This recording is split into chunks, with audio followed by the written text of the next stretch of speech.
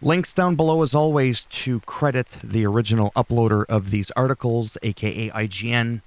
Let's get right into it. Some little bit of gaming news here. Vampire the Masquerade Bloodlines 2 resurfaces. There's going to be a showcase this coming September. We've got a couple of new screenshots, and they are offering refunds for people that pre-ordered the game that just no longer want to wait. That's essentially the gist of it. If you want a little bit more info on that, naturally, you could simply read the article on your own. It says here that in the meantime, we're going to offer refunds to anyone who's pre-ordered any edition of the game. It's proactively refunding all pre-orders of physical products, including the collector's editions, whereas there is the digital version of the First Blood Edition, Unsanctioned Edition, and Blood Moon Edition can be refunded if you choose. And they're acknowledging that it's been taking a long time. And they almost canceled the game completely. In case you didn't know, in 2021, Paradox admitted it almost canceled the project after ditching Hardsuit Labs, delaying the game indefinitely and canceling new pre-orders.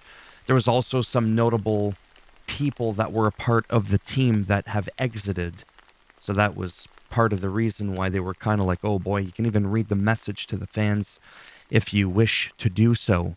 In some other gaming news, the perils. I'm trying to make this in my own words and not just plagiarize here.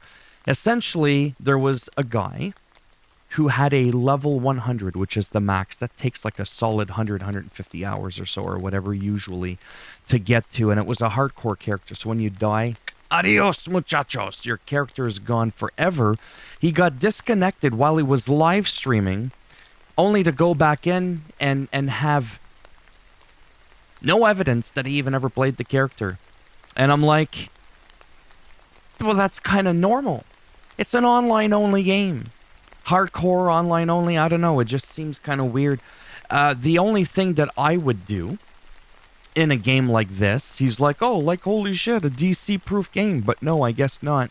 No game is disconnect-proof. You could lose internet.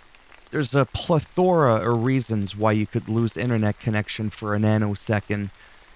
And to me, there needs to be a way implemented, and I know this for a fact that it wouldn't be all that hard to have it so that you disconnect, but your character automatically is like shielded, protected, is invulnerable or whatever. Invulnerable to any damage whatsoever. I don't know. I'm just saying, right? In the end, it remains to be seen if Blizzard's able to recover Karn's character. Because there also was this thing with, where you can get immortalized on Blizzard's Lilith statue. If you are the first in the world, I think it was to the race to the max level hardcore challenge, which I would never do myself personally. I just don't have it in me. That's too literal hardcore for me. But it's nice to have options, as I've said before, right? So yeah, this is why I wish Diablo 4 again, on topic with Diablo 4 here, why I wish it had an offline and an online component. Like a mixture of Diablo 3 and 2 to prevent the cheating. How did 2 prevent the cheating? Simple. Offline and online characters were two separate entities. So you wanted to play offline, you had to re-roll right from the beginning. That way, if you hacked and did a bunch of stuff, it didn't matter because you didn't affect anybody else's world. But then again, Diablo 2 and Diablo 3 weren't like an exclusively online game, whereas Diablo 4 is, and I get that right from the get-go. They were very transparent. I'm just saying if they did that and allowed us to be able to play the game offline, even if it has to be a brand new character from scratch, that would be amazing because then it caters to everybody. You want the MMO experience? Play online. You want to be left alone and not have to worry about this kind of bullshit, disconnections and freezes and all that? Play offline. Everybody wins. Okay? The best PS5 SSD deals today. In American dollars, of course, I'm assuming, because this is IGN. You can now get a 2 terabyte NVMe M.2 for under $100. So that's pretty cool because the prices are starting to drop. And essentially, it's pretty simple. In the link down below, like I said, if you click on this article, you'll be able to browse Amazon and see that there are some 1 terabyte, 2 terabytes. There's one right here, 38% off. Like, I mean, that's pretty cool. To me, it'd be a waste of money to spend $61 on a 1 terabyte when you can spend 99 bucks on a 2 terabyte. And there's some other options here, 60 bucks for a 1 terabyte, 109. ADATA is pretty cool. I had an ADATA actually SSD that I got really, really cheap back on one of my older computers about half a decade ago. It was great. It worked. So there you have it. Corsair. Of course, I'm a little bit more of a Corsair Western Digital Black kind of guy. As a matter of fact, this is what I have in my computer. And I think in my PlayStation, I don't even remember. I think, whatever. I got a good one. That's all I know. I originally had the 1 terabyte of this one, the MP600 Pro, and it was wicked cool for the price. It was just like amazing. But it was too small for me, the 1 terabyte, so I went for a 2. And then the last thing I want to discuss with you today that I wanted to share with you is 10 things to know after their first hands-on with Madden NFL 24. So all these like little news articles that I talk about, even though they're not related together at all, it's still gaming news, and they're all games that I'm vastly invested in. So you're able to basically get some information that I personally don't want to go over just because it's going to take too long to read, and I don't want to make these videos too long. Basically, they're a little bit cynical, they're a little bit skeptical because some of these people have been covering the Madden games for about 10 years. And there was some stuff in there that, you know, just in general, they haven't been happy with. Me as a very casual player, really enjoying the game, though. I mean, I get it. There's some things that need to be fixed. Franchise mode being one of the big ones. So they're hoping that when the whole thing comes out, see, franchises mode relocation options are being expanded among other enhancements.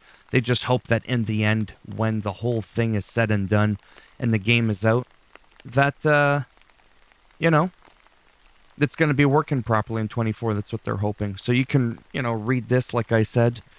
You can watch their original Madden 23 review, which you probably don't want to do. But yeah, as you can see, there's a lot of stuff here. Catching and tackling, getting major improvements. Like everything, from year to year with Madden, what I can personally say is the upgrades sometimes are very minute and small. But when you fast forward over 3 or 4 years, and I think this is going to be the 4th next-gen year, like on PS5 and Xbox Series, it seems like it's, you know, it's becoming better. So I'm very excited for it. It's one of my favorite games, even though I don't talk a lot about it on my channel. I do the first impressions, I do that kind of stuff, and then it's like, next, you know, got to talk about the next game, the next sports game, the next MMO that comes out or whatever, right? I'm kind of all over the place because these games coming out are all over the frickin' place. So there you have it. Going to be 4 links down below to each one if you even care to find out more information about these articles. So there you have it. As always, if you liked the video, go ahead, give it a thumbs up. I mean, it does greatly help support the channel with the algorithm, so they say, and making me a little bit more relevant in the search results when people are looking shit up. It's a lot more than just a happy feel-good moment I get from seeing 4 likes on a video. And if you didn't like the video, go ahead. Go ahead, give it a thumbs down. We'll bend it in half and twist it, break it off in your ass as always. And if you want to subscribe to the channel, naturally that would be great. This is the kind of format I want to try out moving forward with these little rants of little snippets of gaming articles that I get from whether it's IGN, GameSpot, or just any other Kotaku or TikTok-a-cuckoo, whatever the hell his name is. I kind of just, you know what I mean? I do a lot of research and then I'll go, oh, I'm interested in these couple of news articles. And then I just put the tabs up, boom. I try to short form them. I have to because I just on my own talk too much. And I don't want to just sit there and read word for word. This is not like when I do my patch notes, right? Which I'm trying to get out of a little bit, except for some major game titles that I actually play, to try and make it so that I'm not uploading so much on my channel. I have killed my channel even though it's semi-successful and I make money every month. And I'm quite shocked every time I get paid. Everyone, I was like, really? I made that much? That can't be my channel, right?